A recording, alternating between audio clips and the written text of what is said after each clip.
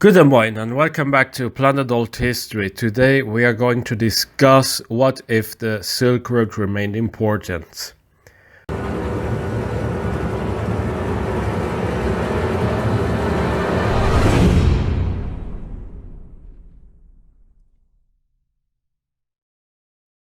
The Silk Road doesn't only refer to one specific road, but actually there are different roads which combined result into the so-called Silk Roads. The Silk Road was important for the trade between, be it Europe, Asia and even Africa, basically the whole old world. The main section of the Silk Road was, of course, in the Middle East, and then it went until China.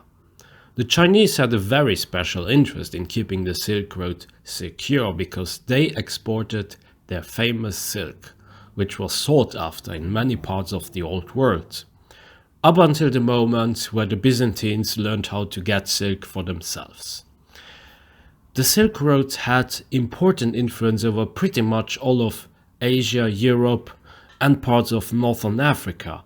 Silk was the main traded good, but other goods were exchanged and traded as well. Moreover, many philosophies, religion, scientific discoveries, such as paper and gunpowder, were spread through the Silk Roads. But there were also diseases that were spread through it, like the plague, for instance. In ancient times, the Silk Road was very much visited and used by many traders alike. There were ups and downs, especially related to the collapse of China. One up was, for instance, the Pax Mongolica, but then another down was when the Ottoman Empire started to gain a monopoly on trade between Europe and Asia. Moreover, Venice and Genoa, they were, not so known for their fairness, and the prices that they asked were also sometimes really ridiculous. And then you also had a growing number of local warlords who were asking for a toll. And as a result, we also had then the Spanish and Portuguese expansion, and thus the Silk Road was no more. Trade shifted permanently from land to the maritime way.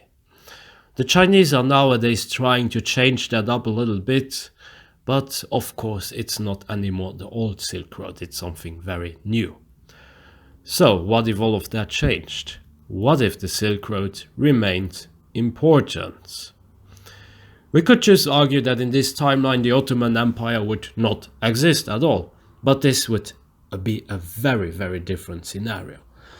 Let's rather assume the most impossible, that the Ottomans, they would know that having a monopoly would be not that beneficial and prices would remain normal, and they would try to keep trade as open as possible, which would then result into Venice and Genoa not trading goods and other stuff for horrendous prices.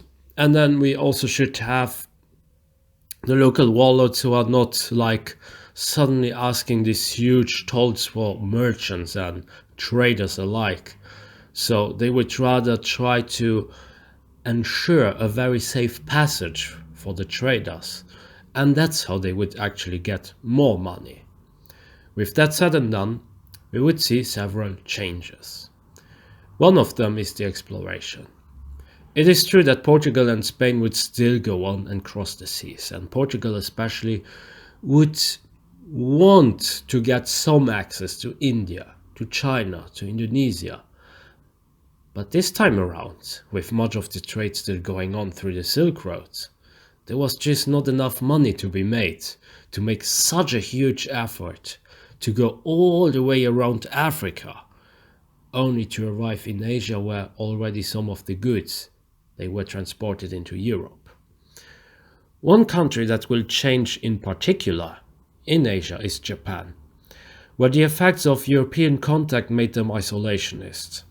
It is possible that Japan could stay open to the world and become earlier on a big player in the Pacifics. China would still have like their own problems, they would still be a mess, so nothing great would come out of China. And Korea would just have not a real way how to expand. And also that's why without the Portuguese reaching Asia that often, the Japanese would benefit from it and eventually adapt slowly but surely. They could, of course, still go the opposite way and pull off a China and stay less developed, which I don't think. Without the Portuguese going there, the Dutch would later on not really go towards Indonesia, also not have their only trade between Japan and the Dutch on the island that is just in front of Kyushu, and thus trade with Japan, it would still happen with pretty much everyone. This leaves us with the Americas. The Americas would see more competition than in OTL. The Portuguese, they would put more emphasis into colonizing Brazil, as would other European powers. Trade until Asia was not that beneficial because the Silk Road would still function pretty well. But a huge part of the trade would still happen somehow on the maritime roads, only with different types of goods.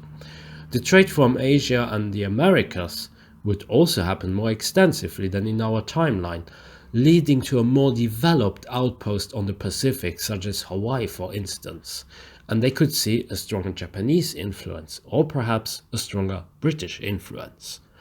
The Philippines would maybe not even become Spanish at all and could fall into a sphere of influence from the Japanese. Africa would partially change, with more European powers trying to compete for the slavery market, which would diminish Portugal's power. We would see Spain, Denmark, the English, the French, and many more countries join into that market, and it could lead to many political changes, many butterflies on the African continent, which are just too difficult for me to predict. At one point, the Europeans would somehow try some trade on the maritime ways from India and China, the direct source of the goods, but they would ultimately fail in imposing their way, as most goods they would still be traded on the Silk Road by one way or another, be it in a direct way or an indirect way. Two winners of this alternate timeline would be the Ottomans and the Khanate of Bukhara. The Ottomans would have more money, more influence, and have a stronger hold over their conquered territories. There would be more money to pay off the troops, which would lead to less rebellions, and overall the Ottomans could stay at least stable or even expand more than in OTL. The Khanate of Bukhara would sit with their city of Samarkand on a gold mine.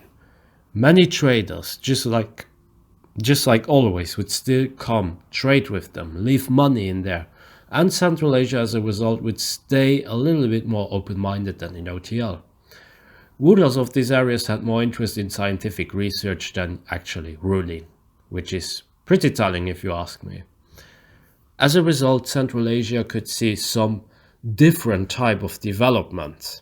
A development I cannot assess to 100%, but would have a little bit more educated people or more money coming in and some more diversification, and perhaps even an Uzbek expansion or an Uzbek empire of that sort. They would become a rival to the Iranians and try to control a lot of the Silk Roads. Eastern Europe would have more traders as well, especially the Russians. Russia would not only have the objective to getting some access to the Indian Ocean, but also the objective to influence or get more money from the trade, especially the Silk Roads. They already found fur from Siberia, but getting control in all of Central Asia would drive Russian expansionism to such a degree that they would expand way earlier into Central Asia, and perhaps even get access to Persia and then the Indian Ocean. Some Europeans would still get away and find a way into India, but without the British Raj, the butterflies involved, Russia would be able to have Persia for themselves. Frequent Ottoman-Russian wars would happen, and at the same time the Russians would focus more towards Asian affairs than European affairs. As a result, the Swedish, they could gain a lot more influence and perhaps even a huge chunk of Eastern Europe, or if Poland and Lithuania would get their act together, they could become a very competitive power in Eastern Europe. The Ottomans, they would not become the sick men of Europe, And with the Russians getting a potential access to the hot waters on the Indian Ocean, they would be sitting on a lot of money, while the Uzbeks, they could have their time to shine.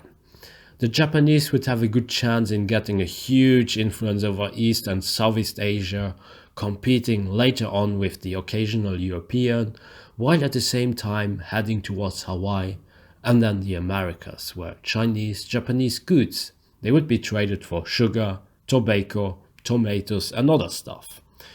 The Americas would be different in such an unpredictable way. The only thing that is sure is that Brazil would be much more developed, perhaps even smaller, but have a huge importance for the Portuguese, that perhaps the Portuguese would decide to change of mainland. And that's where we leave it for now. That's it for today. I hope you enjoyed my video. Be sure to like and subscribe, leave a comment, support me also on Patreon, and join my forum, forum.planetalthistory.ga. Until next time on Planet Alt History.